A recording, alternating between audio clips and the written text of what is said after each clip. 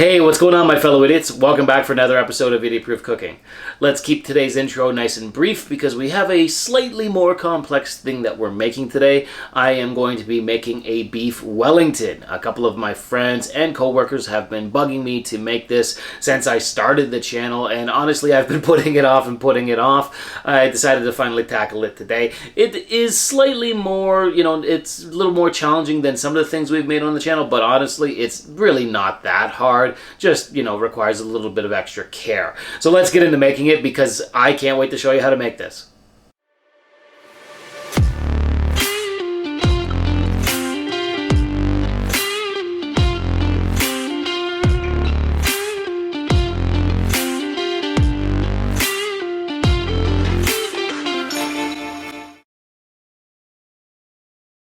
So the first thing we want to contend with is the beef for the beef Wellington. We're going to make it out of a tenderloin.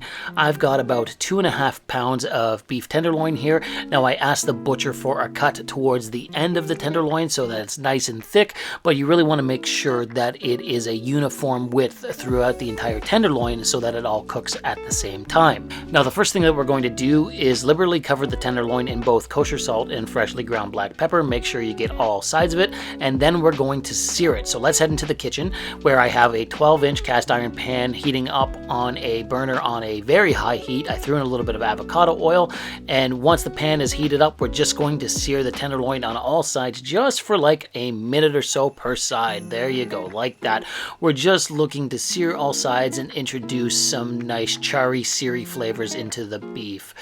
Flip it over and we should have another sear. There we go. Like I said, make sure you get all sides and don't forget to get the ends. Some people forget about those. So sear all sides of the tenderloin, and then once you're done, kill the heat on the pan, take the tenderloin out, and it's time to start covering it in some Dijon mustard. So I've got a fair amount of it here, and I'm just going to liberally paint the tenderloin. Yeah, paint it or cover, however you want to describe it. It looks like painting it to me. Paint it with some Dijon mustard, and you can use normal yellow mustard if you want, but typically like a beef Wellington would use Dijon mustard.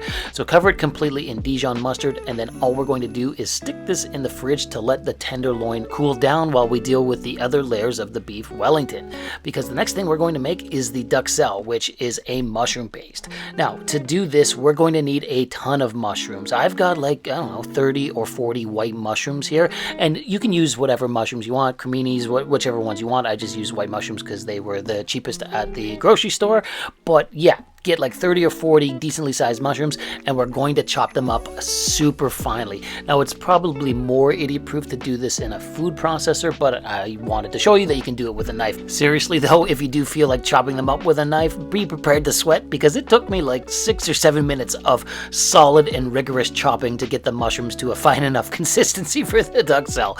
It was a lot of chopping, and probably a lot of time could have been saved by using a food processor. Once you've gone through the decade it takes to chop all of those mushrooms, it's time to head back into the kitchen because it's time to fry up these mushrooms. In the cast iron pan you used earlier, throw down a little bit more avocado oil and start off by throwing in a decently sized white onion diced up pretty finely, and then just saute the onion for 3 to 5 minutes until they become nice and translucent and fragrant. Once that's done, it's time to add in all those mushrooms that we just diced up, and we want them to lose most of their moisture, like 99% of their moisture. So to encourage that, we're going to sprinkle on a very liberal amount of kosher salt. That's going to help the mushrooms shed all of their moisture. So all we got to do is fry the mushrooms on a medium heat until they lose all of their moisture. Unfortunately, it is a bit of a time commitment. It's going to take like 25 to 30 minutes to do so.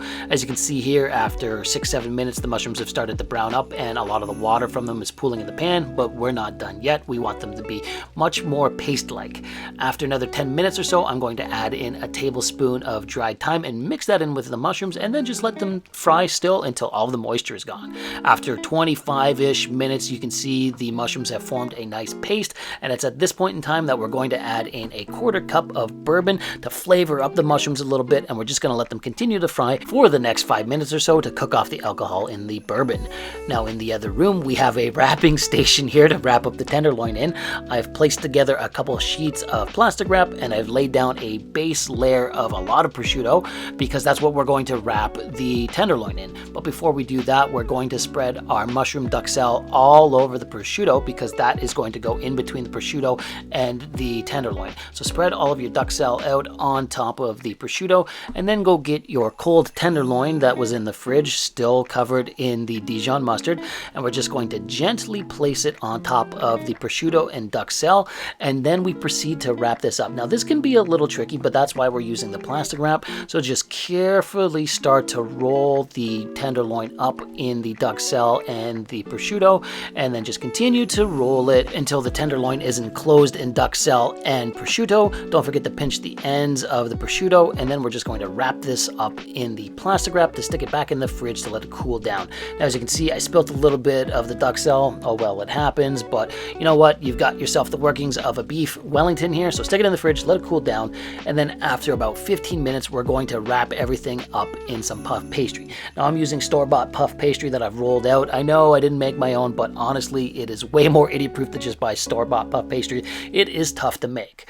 So anyways, wrap up the tenderloin in the puff pastry, and then we're going to use an egg and brush it down on the seam of the puff pastry, fold it back over and close the seam on the puff pastry, and then similar to prosciutto earlier, pinch the seams on both ends of the puff pastry so that you seal everything up in the puff pastry, and we've got ourselves a beef Wellington.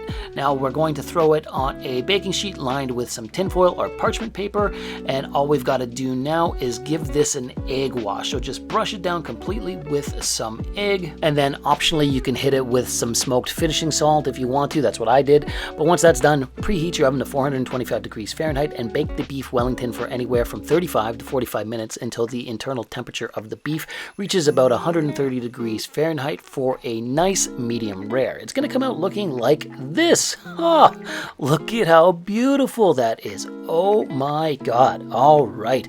You know what? I want to cut into it so you can see the center of it. So I'm going to cut it right down the center. It's still piping hot, but I don't care. So cut it right down the center, and look at the color on that beef. Look at that. That is gorgeous. Oh man, this smells so good. Well, you know what? It is time to taste test this thing. So I'm just going to set one piece aside here. I'm still in awe at how amazing this looks. Oh man. All right, I got to cut myself off a piece here. I'm going to cut myself off a fairly decent piece. The puff pastry breaks a little bit, but whatever. It's fine. At this point in time, we're just going in to eat it now.